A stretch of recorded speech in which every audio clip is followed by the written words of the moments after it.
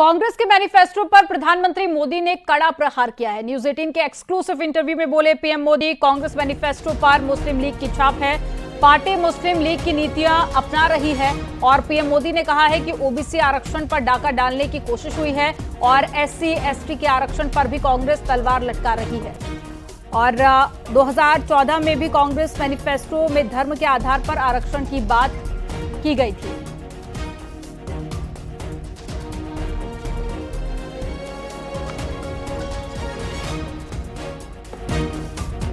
कोई आपने जो है राजस्थान में एक रैली में एक कांग्रेस के मैनिफेस्टो पर एक डायरेक्ट अटैक किया। आपने ये तक कहा कि इनका एक स्कीम है जिससे कि ये वेल्थ डिस्ट्रीब्यूट करना चाहते हैं, ये पता लगाना चाहते हैं किसके पास कितनी जमा पूंजी है, किसके पास कितना पैसा है, किसके पास कितना सोना है, सिल्वर है, चांदी है, और उसको वो मुसलमानों में और घुसपैठियों में बांट देना चाहते हैं। क्या ये थ्रेट इतना रियल है? क्या आपको ऐसा दिखता है? कांग्रेस का जहाँ तक मैनिफेस्टो है, कोई मुझे बताए क्या चुनाव के अंदर पॉलिटिकल पार्टियों के मैनिफेस्टो ये कोई शोपीस के लिए होते हैं क्या?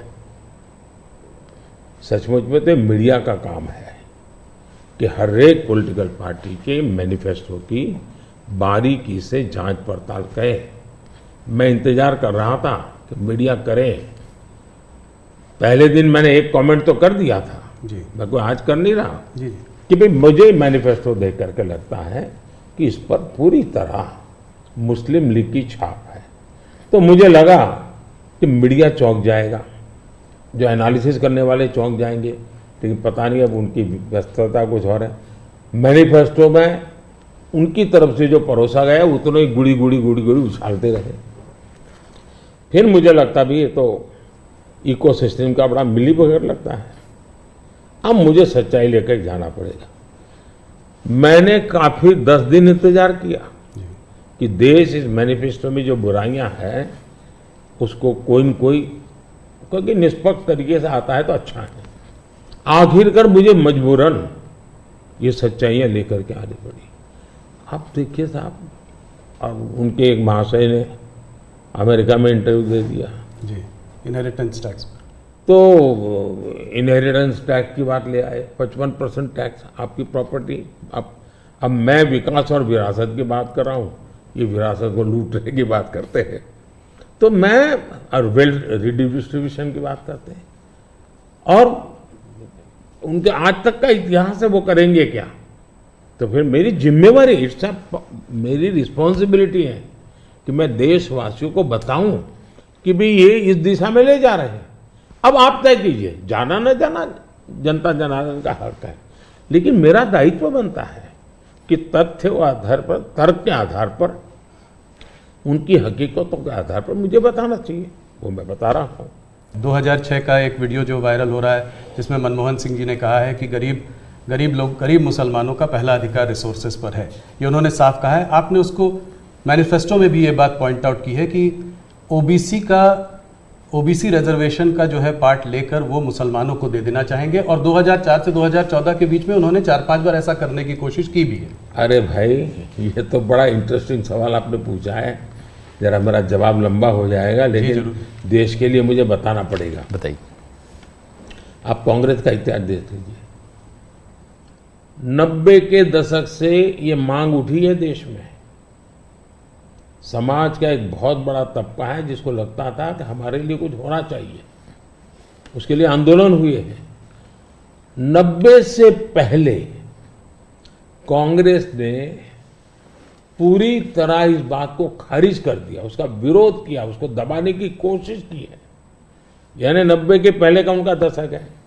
फिर उनको जितनी भी कमीशन बने, जितनी कमेटियां बनाई, उसके भी रिपोर्ट्स ओबीसी के विचार के पक्ष में आने लगे।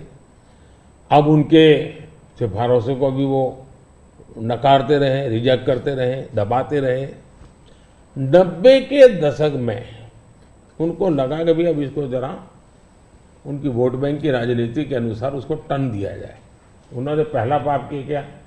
90s के दशक में कर्नाटका में उन्होंने धर्म के आधार पर, आपको याद होगा, कर्नाटक में उन्होंने धर्म के आधार पर मुसलमानों को ओबीसी घोषित कर दिया।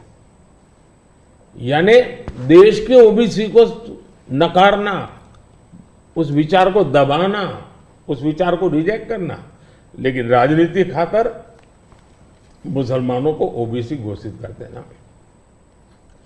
केंद्र से कांग्रेस गई, 2004 तक ये प्लान ठप रहा, उनका इरादा पक्का नहीं हुआ। 2004 में वो फिर आए, तो आते ही आंध्र में मुस्लिम को ओबीसी कोटा ये देना तय कर लिया। मामला कोर्ट में जाके उलझ गया। अब ओबीसी के 27% जो आरक्षण में मिला हुआ है, भारत के संसद ने दिया है, संविधान के मूलभूत भावना के प्रकाश में दिया है। 27% शहद लगाने की उन्होंने तैयारी कर दी, डाका डालने की कोशिश की। 2006 में नेशनल डेवलपमेंट काउंसिल की मीटिंग हुई थी, एनडीसी की। मनमोहन जी के बयान पर बहुत बड़ा हंगामा हो गया। 2 साल कांग्रेस पूरी चुप रही। 2009 के घोषणा पत्र में फिर से इसका जिक्र किया। 2011 में कैबिनेट नोट है इसका। 2011 के कैबिनेट नोट में ओबीसी के 27% हिस्सा डाका डाल करके उसमें से मुसलमानों को दे देना उन्होंने तय किया जी। 2012 यूपी चुनाव में भी उन्होंने इसकी एक असफल कोशिश की, फायदा नहीं हुआ। 2012 आंध्र हाईकोर्ट ने इसको रिजेक्ट कर दिया, रद्द कर दिया, कानूनी जजमेंट आ गया। एससी में गए, सुप्रीम कोर्ट में गए, वहां भी उनको कोई रिलीफ नहीं मिला।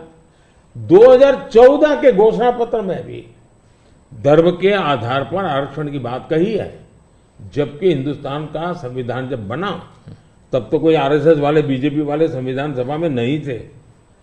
बाबा साहब आम्बेडकर जैसे लोग बैठे थे, पंडित नेहरू जैसे बैठे थे, सरदार वल्लभ भाई बैठे थे, देश के कई महापुरुष बैठे थे। उन सब ने लंबे चिंतन के बाद तय किया था कि भारत जैसे देश में धर्म के आधार पर आरक्षण नहीं दिया जा सकता। 2024 के चुनाव में आप देख रहे हैं उनका मैनिफेस्टो, और मैंने कहा इस पर पूरी तरह मुस्लिम लीग की छाप है, यानी मुस्लिम लीगी नीतियां उन्होंने अपनाना शुरू किया।